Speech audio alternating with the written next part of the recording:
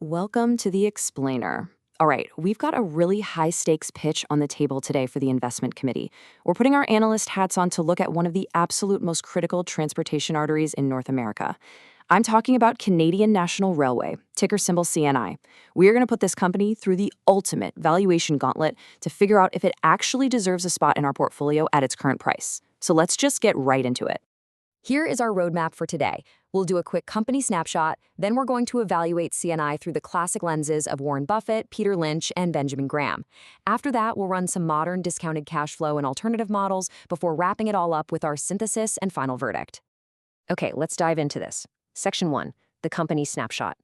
Canadian National Railway is, well, it's an absolute behemoth. We're looking at a market cap of roughly $76 billion US dollars, operating a nearly 20,000-mile rail network. They literally connect Canada's eastern and western coasts right down into the U.S. Midwest and Gulf Coast, moving over 300 million tons of goods every single year. The stock is currently trading right around $177.53 Canadian, or about $125 US. It's a massive, absolutely critical piece of infrastructure. But, is it a good investment today? Moving on to Section 2. The Buffett lens. So when Warren Buffett looks at a business, he wants two main things: an impenetrable economic moat and a really strong management team.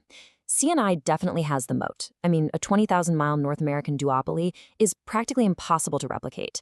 But on the bear side of things, management is currently playing some pretty heavy defense. Unlike their rival, CP Rail, who basically went on the offensive with the Kansas City Southern acquisition to get a direct line into Mexico, CNI is kind of pulling back. They're slashing capital expenditures by 20% down to $2.8 billion for 2026. They're delaying projects, and they actually just laid off 1,200 management staff. So they're really tightening their belts for a soft macroeconomic environment. Financially, though, Buffett would actually find a lot to like here. The return on equity is sitting at a very strong 21.87%. Debt is totally manageable, with a debt-to-equity ratio of 0.97 and an adjusted debt-to-EBITDA of 2.65 times. Plus, their approximate owner earnings, which we can proxy through their Q1 free cash flow, came in at a phenomenal $900 million. That's up 44% year over year. The business is just a cash machine. However, as we know, Buffett always demands a margin of safety, and at a current price-to-earnings multiple over 22, the market has priced in practically zero margin for error. All right, Section 3, the Lynch lens. Peter Lynch loves to categorize companies to really understand what to expect from them. In his system, CNI is a classic stalwart, a huge established company that you hold mostly for capital protection and steady but slow growth. The problem really pops up when we look at the PEG ratio, price to earnings relative to growth. CNI has a PE ratio of 22.64, but management's 2026 guidance assumes quote-unquote flattish volume growth, meaning earnings growth will only be slightly higher than volume growth. So we're talking about low single-digit growth against a PE of over 22. That makes for a really unappealing PEG ratio. On top of that, their balance sheet liquidity is extremely tight. We're looking at a quick ratio of just 0.40 and a current ratio sitting at 0.67. But check out this number, 24 million. That is the massive number of shares CNI has authorized to repurchase in their new 3.9% buyback program, and that's layered right on top of a 3% dividend hike. Now, Lynch generally likes it when a company returns capital to its shareholders, but when a stalwart relies on buybacks to kind of manufacture earnings growth, mostly because the fundamental volume growth just isn't there, well, that's a red flag. So through the Lynch lens, considering that high PEG ratio and the sluggish underlying growth, this is looking like a clear hold or honestly even a sell. Section 4, the Benjamin Graham lens. Graham wants big, steady companies, and at a $76 billion market cap, with over a decade of positive earnings and a stellar 26-plus year track record of uninterrupted dividends, CNI easily passes his size instability tests. But Graham is notoriously cheap. CNI falls completely on valuation. A PE of 22.64 is way over Graham's strict limit of 15, and a price to book of almost 5 absolutely shatters his 1.5 threshold. Plus, they fail his liquidity test with that current ratio of just 0.67, which is well below his required 2.0. Let's take it a step further and actually apply Graham's famous intrinsic value formula, the square root of 22.5 times earnings per share times book value per share.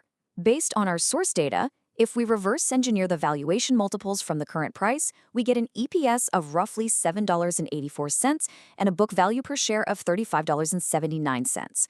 So when we plug those numbers in to do the math, and this brilliantly illustrates the Graham mindset, $79.45 CAD. That is Graham's intrinsic value for this stock. Compare that to the current market price of 177 CAD. Graham demands a massive margin of safety, and according to his incredibly rigid standards, this stock is just wildly overpriced. There's no way he would touch it anywhere near current levels. Section 5. DCF and Alternative Models. So, the historical value gurus are definitely skeptical, but let's see if discounted cash flows tell a more forgiving story. To build this model, we're forecasting out the free cash flows based on management's own conservative assumption of flattish volume growth. We calculate the terminal value using a 5-year growth exit, and then we discount those future cash flows back to today using a weighted average cost of capital, or WACC, of 7.65%. That accurately reflects their current capital structure and market risk. When we run those numbers, the base case DCF fair value comes out to $172.10 CAD. Even if we generously extend it to a 10-year growth exit, it only bumps up slightly to $174.04.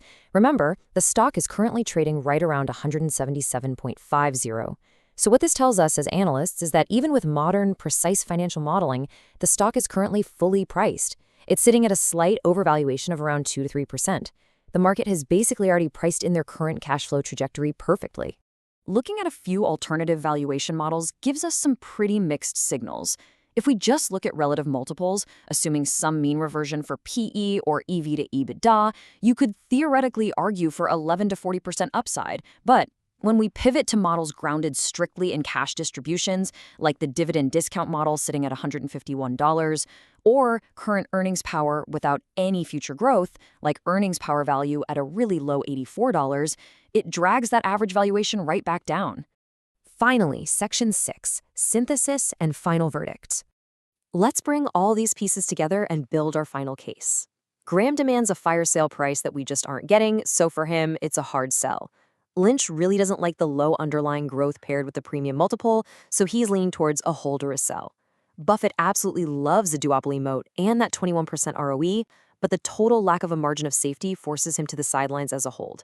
And finally, our rigorous DCF model shows the stock is priced almost exactly at, or maybe slightly above, fair value. So that leaves us with a consensus hold. Weighing the final pros and cons here, Canadian National Railway is undeniably an incredible business. They are returning massive amounts of capital to shareholders through that 3.9% buyback program and 26 years of growing dividends.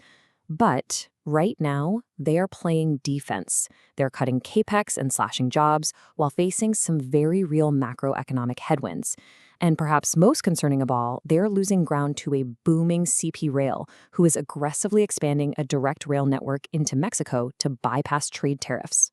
So as your investment analysts, our final verdict for the committee today is a hold. The underlying asset is world-class, absolutely, but the price is just too rich for such a sluggish growth profile.